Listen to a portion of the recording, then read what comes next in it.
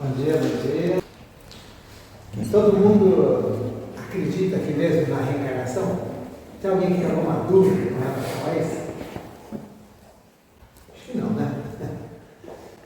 Isso é bom, né? Porque às vezes a gente fica, lê, mas não grava essas coisas, não entende a fundamentação.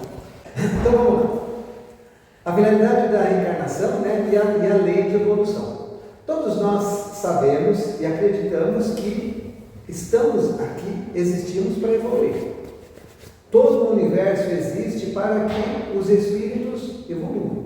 O universo existe para isso, para que os espíritos evoluam. Ele é uma ferramenta para que a gente, através do próprio esforço, através do próprio trabalho, da própria dedicação, a gente consiga evoluir, a gente consiga crescer, correto?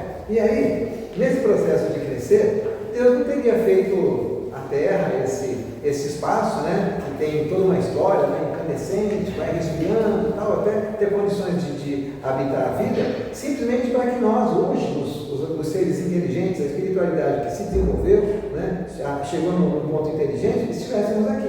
Cada molécula, cada átomo que existe, ele tem um princípio inteligente, ele tem um princípio espiritual. Né? Só que esse princípio inteligente não necessariamente vai se formar como um espírito no mesmo tempo. Cada um, né, segundo Leon Denis, nós dormimos no mineral, né, despertamos no vegetal e vivemos depois no animal. Então, nós começamos a nossa evolução, não tem como lembrar disso, se a gente não começar com a evolução do planeta. Todo esse processo que existe é para que nós possamos ir aprendendo. E aí, nesse processo de evolução, na questão 607 do livro dos Espíritos, Kardec pergunta assim: disse que a alma do homem, no seu período de início, estagia na vida animal. Seria isso um período de formação? Resposta dos Espíritos: tudo se encadeia na natureza e tende à unidade. É nesses seres que estáis longe de conhecer que o princípio inteligente se elabora, se individualiza pouco a pouco e se ensaia para a vida, como dissemos. É, por assim dizer, um trabalho preparatório, como o da germinação, em seguida ao qual o princípio inteligente sofre uma transformação e se torna espírito. Então, toda essa massa, quer dizer, toda essa parte, essas moléculas que até hoje existem, essas moléculas também, elas são princípios inteligentes, elas têm reação própria, correto? Nós temos a capacidade, enquanto espíritos, né, nós temos a capacidade de armazenar informações que nós não temos noção nítida dessa informação. Então, por exemplo, se o meu espírito, se ele desocupasse esse corpo, tudo pararia de funcionar, sem exceção. Só funciona porque ele ocupa essa parte do nosso cérebro aqui e ele vai fazendo com que, através das células nervosas, todas as partes do corpo sejam alimentadas e sejam controladas. Se uma abelha vier agora e ela morder o meu tornozelo, eu vou sentir e vou tentar me proteger. Se um pernilongo, algum bicho voar e fizer um barulho por trás da minha cabeça, eu vou me movimentar para me proteger. Mas tudo isso acontece porque o espírito aprendeu ao longo de milhões de anos, não é milhares. A inteligência, né, o ser racional, a partir do homem sapiens, deve ter 40 mil, 50 mil anos. Agora, o espírito são milhões de anos para que ele possa aprender cada uma dessas etapas. E as células, as próprias células, elas já têm um código genético dentro dela. O DNA da célula, né, ele já tem um código que o espírito aprende a ler aquilo.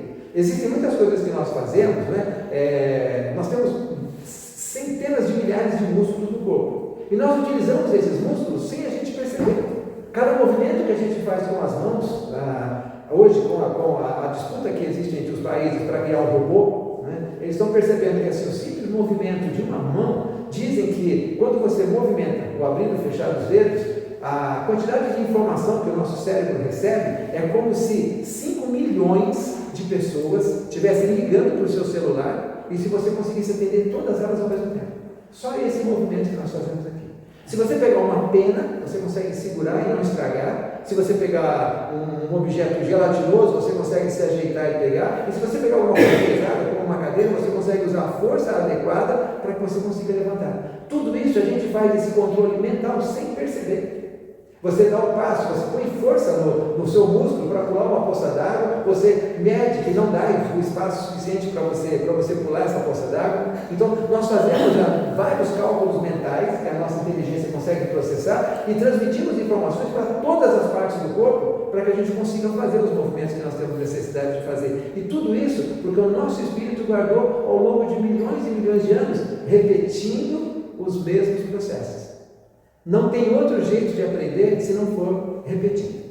E aí nós chegamos então na ideia da reencarnação. Aí nós chegamos então no livro dos Espíritos. Eu vou dar só uma rápida pincelada, porque eu vou tentar desenvolver um raciocínio diferente depois para a gente pensar nesse processo de evolução.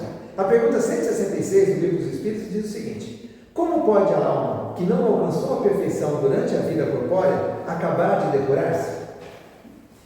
Será que uma vida seria suficiente para nós aprendermos mesmo tudo aquilo que a gente precisa aprender?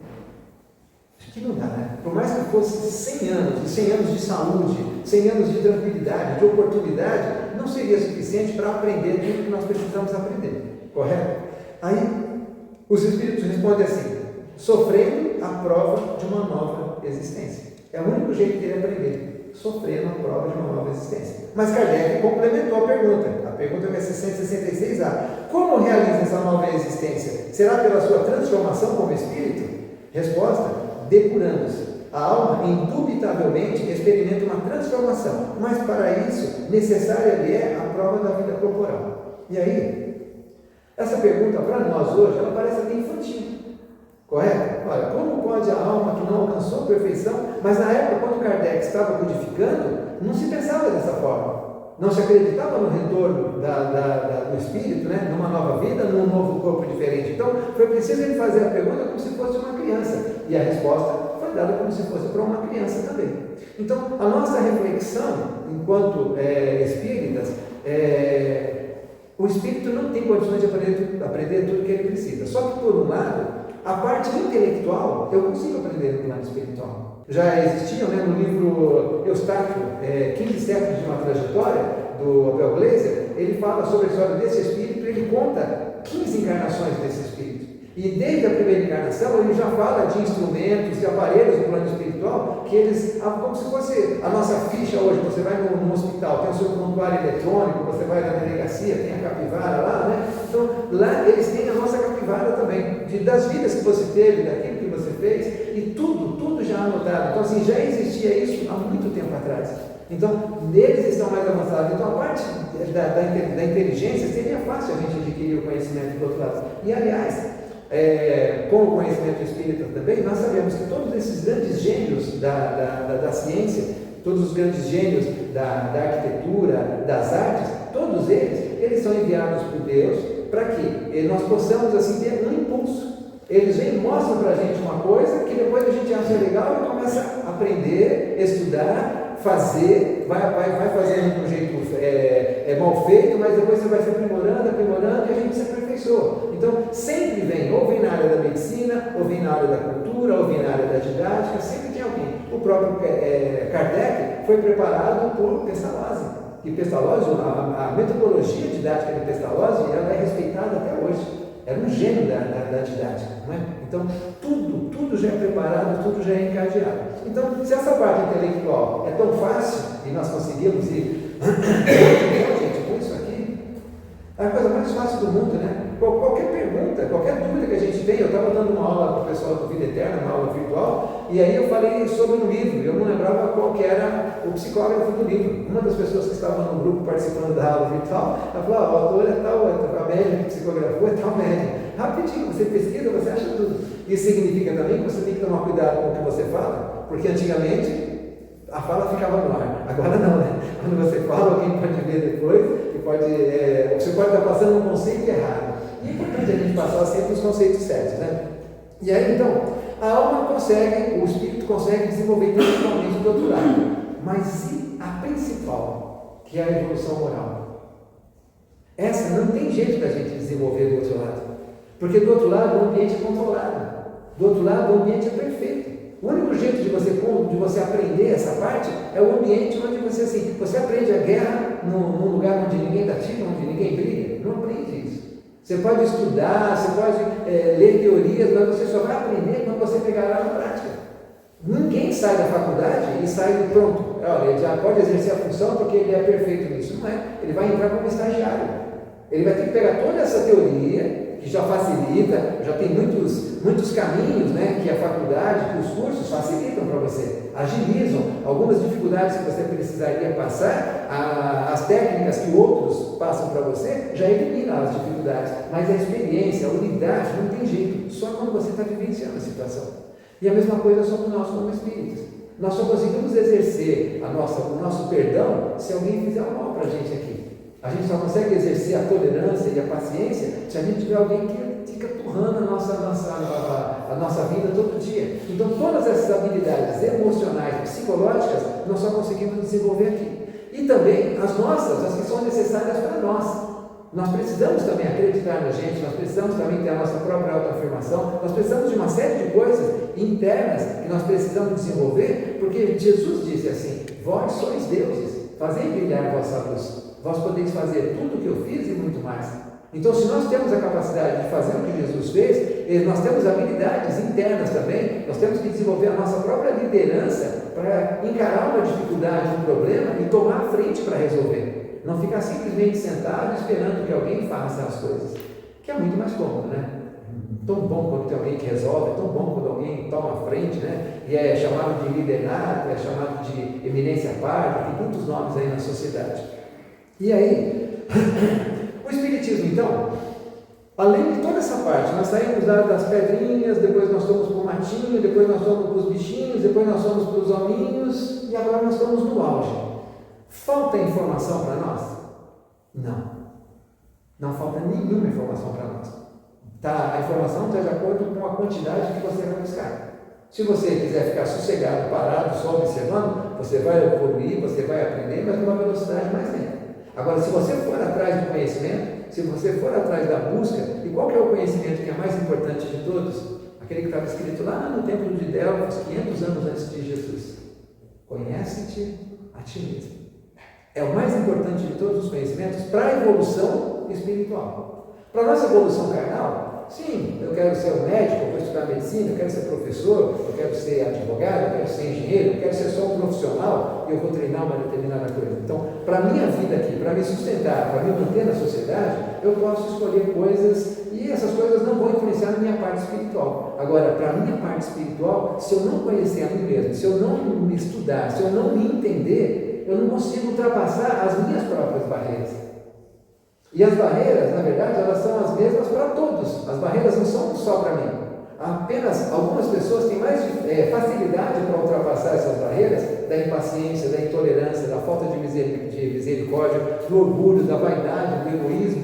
Tem pessoas que têm mais facilidade de lidar com isso do que outras pessoas. O conjunto de situações que ela passou ajudou ela a moldar, ajudou ela a se adaptar melhor quando essas situações surgem. E aí vem então a questão do Espiritismo para nós.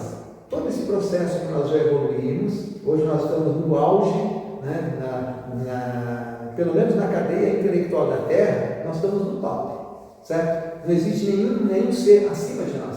Nós temos a capacidade de criar e nós temos a capacidade de destruir. Estamos usando bastante a capacidade de destruir e com certeza, mais cedo ou mais tarde, a natureza vai nos cobrar tudo aquilo que nós estamos destruindo, né? E nós vamos ter que nos adaptar. Nós vamos ter que aprender como viver com a escassez ou como de repente recuperar tudo aquilo que a gente foi destruindo na natureza, né? Como nós vamos fazer para recuperar, porque vai fazer falta para a gente, mais cedo ou mais tarde vai fazer falta para a gente.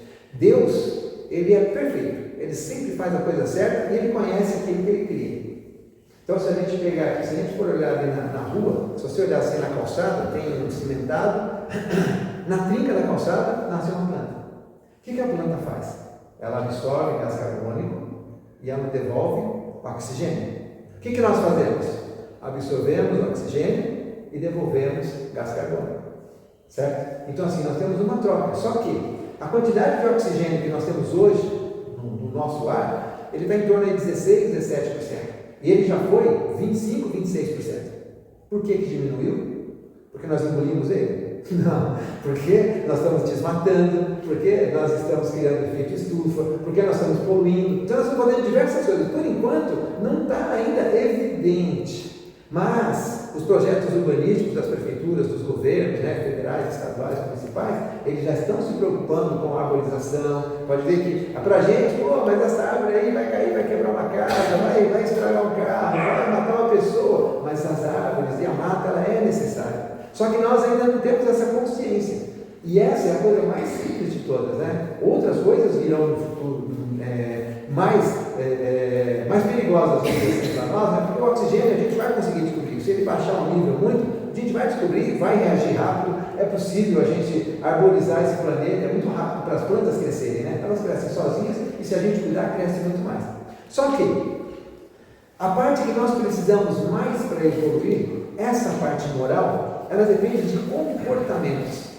E aí, nós já temos um padrão de comportamento que a gente copia das pessoas. Eu assisti uma palestra da Anete Guimarães, né? E ela é inteligentíssima, neurocientista, né? E ela fala o seguinte: todos nós temos um negócio que ela chama de critério de avaliação da realidade. Tudo. Você acordou, você está desperto, você está consciente, você está avaliando todas as coisas que te acontecem. E ela falou o seguinte, que nós temos um critério que é chamado de critério cognitivo, onde a gente avalia se as coisas que estão acontecendo com a gente, elas são verdadeiras ou falsas. Então vem alguém, né, você está saindo, vem uma pessoa lá, fala, pô, cara, eu quero ser seu amigo, você é um cara legal. Você olha para o cara, pera, será que esse cara quer ser meu amigo mesmo? Será que esse cara não está me enrolando? Quando você é solteiro, você está namorando, paquerando, menino, rapaz, nossa, eu te amo.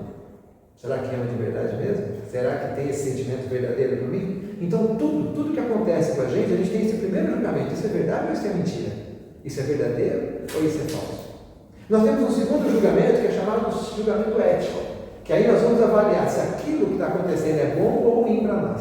Só que não é dessa forma. A pessoa vem conversar comigo, aí eu paro, é verdadeiro ou falso? É bom, não é assim que a gente faz tão metodicamente. Da mesma forma, quem já fez o curso de desenvolvimento mediúnico, né? Você tem as 5 etapas do desenvolvimento mediúnico, né? Aproximação, percepção dos fluidos, você não consegue perceber, eu estou na fase 5, na 4, na 3, na 2, na 1, comunico. Não é desse jeito que funciona. Então, a mesma coisa nós não avaliamos dessa forma, tão mecanicamente. Mas o primeiro é verdadeiro ou falso, o segundo é bom ou é ruim, que é o julgamento ético. O terceiro é o que eu acho que ele chama de julgamento estético, e eu achei isso aí fenomenal, porque assim, nós julgamos a aparência das coisas.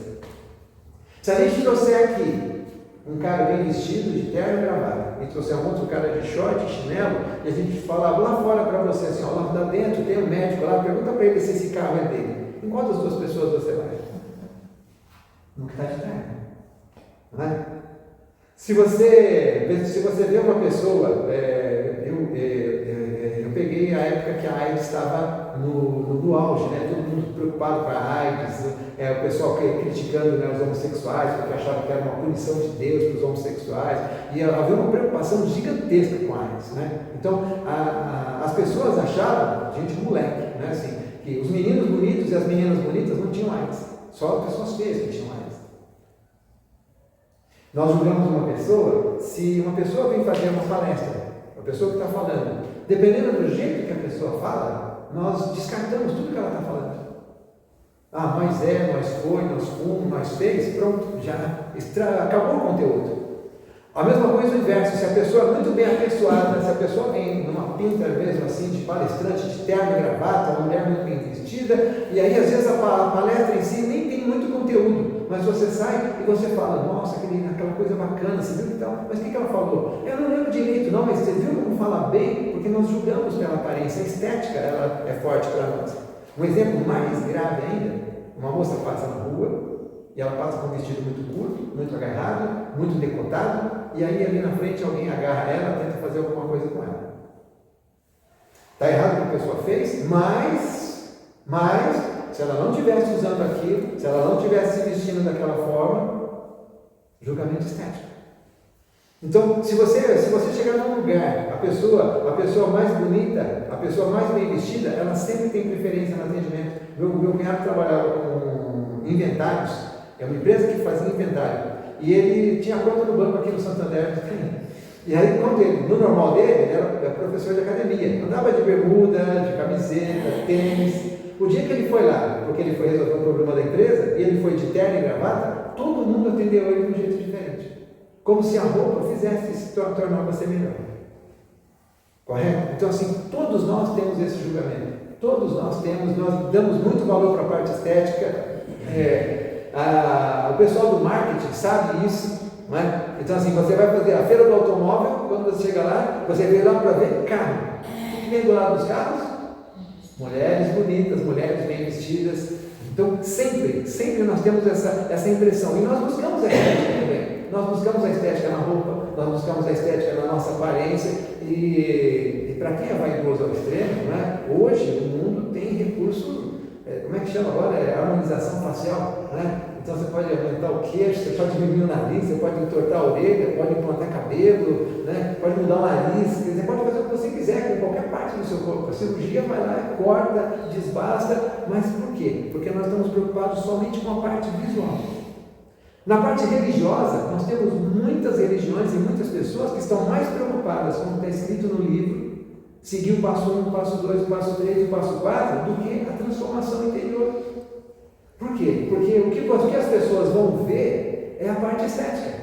O que elas vão ver é o que você está mostrando. Eles estão vendo o Walter que está aqui agora. Não estão vendo o Walter que estava brigando com o juiz agora há pouco, que estava brigando com outro cara lá, que estava discutindo no trânsito. Eles estão vendo o Walter que está aqui. A parte que ele quer mostrar é a parte que ele quer mostrar que seja esteticamente bonita. Esteticamente bonita na bondade, esteticamente bonita na gentileza, mas isso são coisas que a gente pode decorar.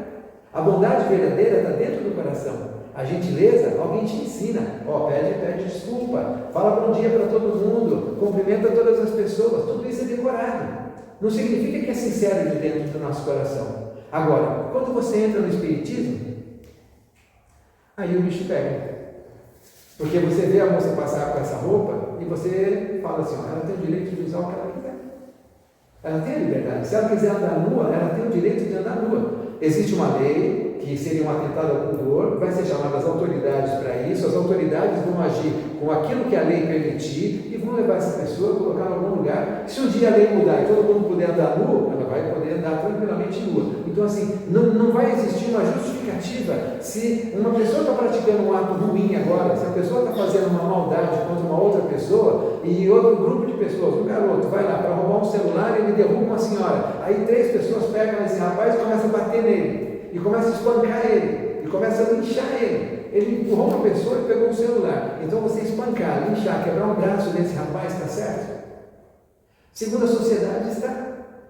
Porque é a lei de Italião, só que a lei de Italião mascarada de justiça. É uma vingança que todos nós temos contra todos os bandidos, né? Aquele menino que pega a maçã e que apanha, ele está apanhando por causa do traficante, ele está apanhando por causa do cara que roubou o carro, ele está apanhando por causa do cara que assaltou o banco, porque nós guardamos essa mágoa da maldade dentro da gente, e quando há uma oportunidade da gente descarregar essa maldade em alguém que está fazendo mal, na psicologia nós temos uma racionalização. Você tem a justificativa para poder fazer a coisa errada, porque assim o cara fez, o cara que começou. Só que nós nos esquecemos de uma coisa, e o Espiritismo, se ele é a verdade de Jesus redivida, se o Espiritismo é o Consolador que Jesus nos prometeu, não existe em nenhuma passagem de Jesus justificativa para que você possa fazer o mal. Justificativa para que você possa revidar o mal com o mal. Mesmo na legítima defesa, ela significa defender e não atacar. Então, o Espiritismo, ele vem trazer para a gente um conceito que é o nosso julgamento agora, todo julgamento que nós fazemos, se nós aplicarmos ele, se nós não podarmos enquanto ele ainda é pensamento, se nós não podarmos, nós temos um peso maior de responsabilidade. Porque a criança, quando ela pega um revólver e dá um tiro, é diferente de um adulto que pega um revólver e dá um tiro. Uma pessoa encarnada e que tem valores diferentes dos nossos, e ela aprendeu de uma determinada forma, ela tem uma justificativa, um atenuante para o erro que ela está cometendo. Nós não temos atenuante, porque a gente sabe, porque nós temos conhecimento.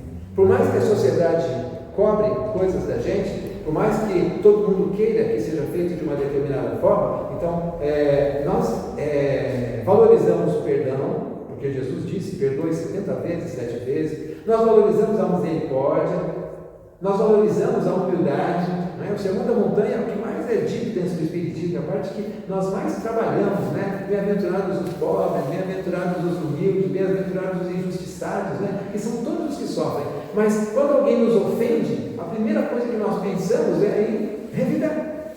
E se não revida, mesmo dentro da casa de oração, se uma pessoa fizer alguma coisa para humilhar a outra, né, e a gente vê, nós ficamos indignados e queremos até defender a pessoa, queremos nós revidar o mal que ela recebeu em relação a outra pessoa. Nós vamos tomar a frente, né, nessa situação. Acho que eu contei para você que aconteceu isso já na nossa casa.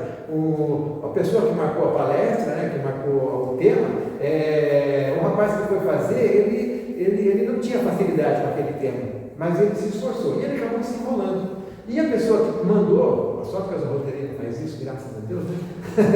Aí, a pessoa que marcou cobrou dele, mas cobrou na frente de todo mundo.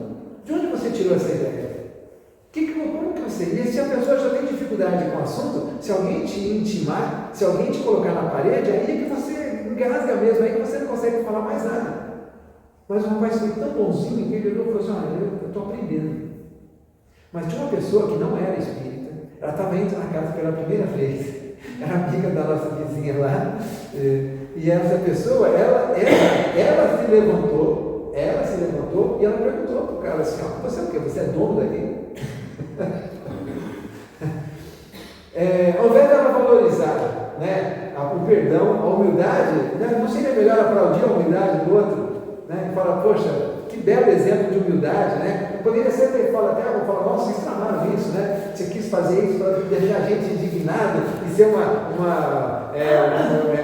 dinâmica, né, natural aqui agora? Não era, não foi preparado, né? Ali, dois espíritos, provavelmente dois espíritos que já são antagonistas de outras vidas, né, se encontraram e aquela oportunidade, ela se manifestou. Mas todos nós, se a gente vê uma humilhação de um pequeno por um maior, de uma pessoa mais culta por uma pessoa mais humilde, nós ficamos por dentro indignados e a gente não pensa em orar por aquele que está fazendo errado, o que está humilhando. A gente quer tomar a defesa. Mas tomar a defesa, não tomar a defesa de uma maneira racional e uma maneira cristã. Nós queremos tomar na mesma medida, ou seja, assim, se ele deu um tapa, nós queremos dar dois para o cara sentir que é desse jeito. A impressão que nós temos é que, pelas expiações que as pessoas passam, a impressão que nós temos é que, realmente, assim, a expiação é uma punição. Deus, você cometeu um erro, um crime, uma coisa muito bárbara em algum momento, e aí você passa por uma situação igual para que você possa pagar pelo erro. Mas não é para você pagar, é para você aprender. Não tem como a gente aprender uma coisa que a gente não vivenciou. Por isso que nós precisamos de milhares de encarnações. Eu tenho que ser branco, eu tenho que ser preto, eu tenho que ser homem, eu tenho que ser mulher, eu tenho que ser forte, eu tenho que ser fraco, eu tenho que ser alto e tenho que ser baixo, eu tenho que ser bonito e tenho que ser feio, eu tenho que ser muito inteligente e tenho que ser muito limitado, eu tenho que ser médico e tenho que ser lavrador, eu tenho que ser lixeiro e tenho que ser professor, porque é a única forma de você conseguir aprender as coisas. Embora o conhecimento ele esteja distribuído e democraticamente acessível a todas as pessoas, não tem condições de você guardar todo esse conhecimento numa única oportunidade. Então eu diria que assim, o próximo avanço, não é? Nós estávamos lá nas pedrinhas, nós passamos pelos matinhos, nós passamos pelos bichinhos, passamos pelos hominhos e agora nós passamos pelos espiritinhos. Essa é a nova fase da evolução. Essa é a nova oportunidade que nós temos, da mesma forma que 2.400, 2.500 anos atrás, Deus permitiu, né, através de Jesus, que reencarnassem tantos filósofos, que nos trouxeram tantas ideias, que se a gente seguisse as ideias de Sócrates, de Aristóteles, de Platão, nós já teríamos atingido a evolução que é necessária. Mas o orgulho, a vaidade, o egoísmo, eles manifestam dentro da gente. Aquele instinto de preservação natural que nós temos, ele também evolui. E quando ele evolui, ele encontra a intelectualidade, eles formam o egoísmo que nós temos hoje. Eu não quero só me alimentar, eu quero guardar, porque eu preciso de comida para amanhã, para o mês que vem, para o outro mês. Então, assim, nós nunca estamos. Até outro exemplo de nós não seguimos os ensinamentos de Jesus. Olhai as aves dos céus, que não semeiam, não colhem, não ceifam e nada falta para elas. E nós estamos querendo guardar, e guardar, e guardar, e guardar, e guardar, e sempre Deus provê. A gente, nós temos um trabalho lá que a gente faz com as pessoas que estão em situação de rua, né? E hoje nós fazemos 200 marmitas por semana. Tem muitos, isso a gente já faz desde 2018, 2019, por aí. As pessoas que estão na rua praticamente são as mesmas. Sempre do mesmo jeitinho, vão envelhecendo que nem a gente também, vivem numa condição terrível, mas estão lá, estão vivas, se estão se mexendo, estão com saúde também. Muitos, onde eu moro mais de 40 anos no mesmo lugar, então tem pessoas que eu já vejo já estão tomando remédio para diabetes, remédio para pressão, remédio para isso, remédio para aquilo. O cara está morando na rua, não tem remédio nem para ele. Ele tem que se virar com o que tem e está lá até hoje. Não porque ele tem fé, não é que ele tem essa fé de Jesus, ele vem, quando a gente chega, ele vai falar de Jesus, tá? Mas não, ele está ali por orgulho, ele está ali por egoísmo, ele está ali por revolta, por uma série de problemas que ele não conseguiu resolver para ele mesmo. Mas ele está lá. Então, assim, de alguma forma, Deus provê. Nós não precisamos de muito. Nós é que criamos a ideia do muito. Nós é que deixamos muitas vezes de buscar aquilo que nós precisamos e nós vamos atrás daquilo que nós desejamos. O que eu quero e o que eu preciso são duas coisas diferentes. E o Espiritismo mostra isso para nós. A gente não precisa de muita coisa. Você tem que ter uma roupa limpa e uma roupa que você está usando. Uma que você vai trocar e acabou. Mas a gente precisa ter uma azul, uma vermelha, uma amarela. Tá? E essa imagem, né, essa ideia, o pessoal do marketing trabalha direitinho, gente. Eles põem aquela propaganda. Hoje, graças a Deus, é proibido, né? Mas assim, quando tinha propaganda de cigarro, a propaganda de cigarro nunca falou do cigarro. A gente hoje, quando ele faz a propaganda do Peru, olha, o Peru sadia é mais tempo, é mais úmido, é mais fácil de assar, tem um termômetro, aí o Peru da Seara é diferente, então eles fazem propaganda do produto. Nenhum cigarro falava assim, o nosso cigarro ele tem 10% disso, 20% daquilo, sabor não sei do que. Eles faziam o que com o cigarro? Hollywood, esportes radicais. Então, o besta fumava o Hollywood e achava que estava andando de asa delta, estava mergulhando no mar, estava andando num carro de alta velocidade. O outro, por causa do mau humor, achava que estava em cima de um cavalo, marchando, todas as mulheres correndo atrás dele, dominando todos os bichos. Né? O chanceler, o cara é sofisticado, todas as mulheres vão olhar para ele como se fosse garoto da novela. E todos eles tinham um encontro marcado no Hospital do Câncer depois para poder tratar o pulmão e as outras partes do corpo. Né? Então, assim, eles trabalham nos nossos sentimentos, porque eles já perceberam que existe isso. E hoje, a internet está fazendo a mesma coisa para a gente. Você vai lá um dia, você está preocupado porque deu uma coceira atrás da orelha.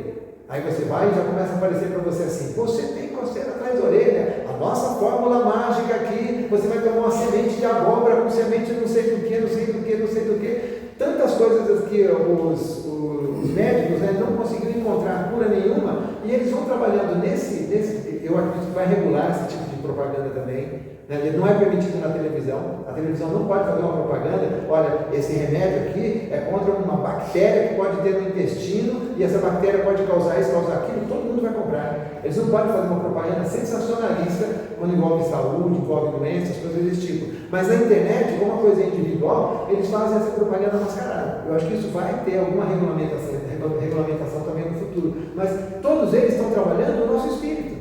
Os valores, as coisas que nós acreditamos. Então, assim, se nós mesmos não começarmos a filtrar, se a gente não procurar, buscar, ninguém tem que acreditar no Walter.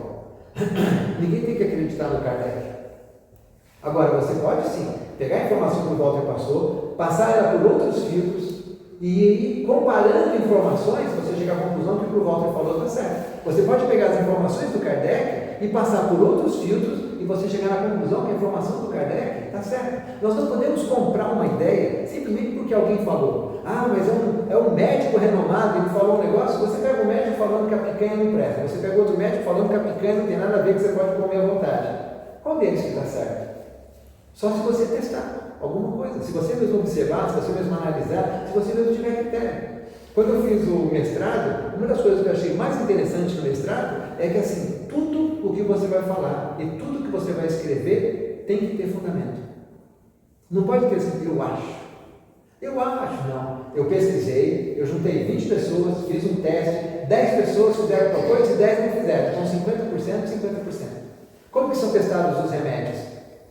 Eles pegam um grupo de controle, que não recebe nada, e pegam outro grupo que recebe um remédio verdadeiro. Tem gente do grupo de controle que não recebe nada e que cura da doença como um placebo. E tem gente que toma o remédio e morre mesmo tendo a doença e o remédio não fez efeito. Mas precisa, por quê? Porque o espírito que está ali dentro, ele reage, ele tem emoção, ele tem sentimento, ele tem valor. Então se você entregar para a criança, você entrega uma aguinha com açúcar, pronto, vai sarar isso aí, a criança sara mesmo. Porque a energia dela, a mulher que tocou as vestes de Jesus, né, Jesus não viu quem era. Ele disse, alguém me tocou, saiu virtude de mim. E ela sozinha conseguiu atrair toda essa energia. Agora sim, ela sabe que processo mecânico que ela usou para isso. Nós sabemos que se chama fé. Como que eu desenvolvo a fé? Só eu que vou ter que desenvolver, eu vou ter que aprender, eu vou ter que testar, eu vou ter que fazer a minha prece pedindo para Deus e depois observar a minha vida, o que está acontecendo. Só que não pode ser assim, ó, eu vou fazer, então eu falei assim, ó, vou rezar de noite, eu quero ganhar na Mega Sena, eu quero ganhar na Mega Sena, eu quero ganhar na Mega Sena. Não é um pedido fútil desse que Deus vai te atender, certo? Você vai ter que saber pedir exatamente aquilo que é necessário, né? A transformação. Eu fiz uma experiência, gente, eu gosto muito de experiência, né? Eu sempre, quando minha esposa virou evangélica, em casa virou um terremoto, né? Eu já sou um terremoto por natureza. Aí depois a minha esposa virou evangélica, quem manda é ela, e aí eu sou um terremoto, era um bicho dentro de casa, né? E aí eu ficava rezando de um jeito, pedindo para Deus, para ela rever os conselhos, pedindo para Deus que ela relembrasse o que ela estudou do Espiritismo. Eu ficava o tempo todo assim, Deus, faz. Aí eu peguei e falei assim, Senhor, faz o seguinte, olha, toma conta do nosso casamento, de nós dois, toma conta de nós dois. Não é assim, ó, faz aquilo que o senhor acha que é bom para que a coisa dê certo. E devagarinho eu comecei a fazer a minha mudança. Eu comecei a não ser radical nas coisas. Eu aprendi a desenvolver a paciência e a tolerância com aquilo que eu não vou conseguir mudar. Quando alguém tem uma ideia fixa em alguma coisa, você não consegue mudar. Se a pessoa está com a ideia fixa naquela, você tem que respeitar. Porque assim, vai chegar o momento dela, ou o meu momento, um dos dois momentos, assim, ó, eu falo para minha esposa, eu falo para ela, nós um dia vamos estar do outro lado. Ou nós vamos estar dormindo os dois, esperando o dia do juízo final, e aí você vai estar certa, nós vamos nos encontrar no juízo final, ou nós vamos nos encontrar do outro lado, e aí nós vamos conversar um com o outro, eu não vou perder a chance de falar, tá vendo? Eu estava certo, talvez eu vou perder essa chance, se eu tiver evoluído, espiritualmente, com certeza não vou fazer esse tipo de cobrança para ela, né? Mas, assim, nós precisamos usar essa ferramenta, esse monte de informação aqui, e precisamos começar a trabalhar essa informação dentro de nós. O próximo passo da evolução é esse. Deus permitiu que viesse o Espiritismo aqui, para você agora assim, ó, você tem tudo que você precisa na matéria. Falta comida para você? Não. Falta um lugar para morar? Não. Falta uma forma de você se sustentar? Não. Falta oportunidade entre as pessoas para você exercer todas essas coisas? Não. Então agora, só falta aquilo que os Espíritos falaram. Só falta boa vontade. Só falta boa vontade. A hora que você despertar a sua boa vontade para você mesmo, não é uma discussão idiota. Para que ter razão? Não, eu vou ficar em paz, eu vou ficar tranquilo. E se a pessoa quer defender a ideia dela, eu vou respeitar a ideia dela. Porque assim, em algum momento, se ela quiser a minha opinião, eu vou expressar a sua opinião. Você já pensou que talvez essa coisa pode ser isso? Você já expressou. Não precisa você falar 1000 vezes a mesma coisa, querer obrigar a pessoa a entender o seu raciocínio, batendo exatamente sempre na mesma palavra. Que nem criança, não vou ouvir. Não adianta ser assim, né? Você falou uma vez, acabou, então vamos buscar paz, vamos buscar tranquilidade. Porque a verdade, Jesus, ele veio sozinho, defendendo a ideia do amor, foi morto. Os 12 que estavam seguindo ele traíram, mas depois voltaram atrás e começaram a seguir Jesus, foram mortos. Aqueles que seguiram Jesus foram para as arenas, foram apedrejados, foram queimados, foram enforcados, foram decapitados, e mesmo assim a verdade está aqui. A verdade vai aparecer, não é preciso você se preocupar com isso, não é tão importante, não é? Então nós precisamos agora, esse processo evolutivo nosso agora é a transformação individual de cada um de nós, e tem ferramenta pra caramba para a gente conseguir isso. Né? É buscar conhecimento. Eu não tenho paciência de ler, desenvolve a paciência de ler, começa a exercitar. Tudo que a gente começa a fazer com uma certa frequência, a gente acostuma. Não tem a história dos 21 dias, tá? Né? Eu tentei com café, mas não consegui 21 dias. Eu descobri depois de velho que eu não gosto de café, eu gostava do açúcar. Tirei o açúcar do café, o café perdeu a graça. Mas eu estou tentando porque eu sei que é melhor. Uma hora eu vou acostumar com aquele ali também. Então, a leitura é a mesma coisa. Se vocês começarem a pegar um livro e ler um romance, não tem problema, porque o romance ele prende a atenção da gente, desenvolve a vontade de ler, porque a história, ela vai chamando, e ela sempre tem um ensinamento. A Ivone Pereira, quando ela se comunicou no simpósio de mediunidade em 2021, 2022, ela falou que os romances espíritas são as novas parábolas de Jesus. E ali você aprende, porque você não aprende de alguém apontando o dedo. Você aprende porque você vê, caramba, olha o cara bebeu, olha o que aconteceu com ele do outro lado. Nossa, o cara sacaneou o pai, roubou o dinheiro do pai, olha o que aconteceu com ele do outro lado. Você aprende sem precisar alguém ficar apontando nada para você. Lutem, gente, trabalhem por vocês mesmos, né? Assim, ajude quem está do seu lado, lógico, não seja egoísta também, a apologia ao egoísmo aqui. Agora só eu evoluir, vou negar todo mundo. Não, vamos ajudar todo mundo a evoluir, mas vamos fazer a nossa parte. O exemplo é sempre a melhor maneira de ensinar. Sempre. A melhor maneira é através do exemplo. Obrigado pela oportunidade. Que Deus abençoe a todos vocês. E agradecer por você saber o que era a Casa do Caminho. Vocês sabiam disso que eu falei da Casa do Caminho? Que era desse jeito? Que era porque era por causa de Jesus? Eu ia mandar até para você a reportagem. Para trazer uma coisa nova para você. Gente, fiquem com Deus. Boa semana.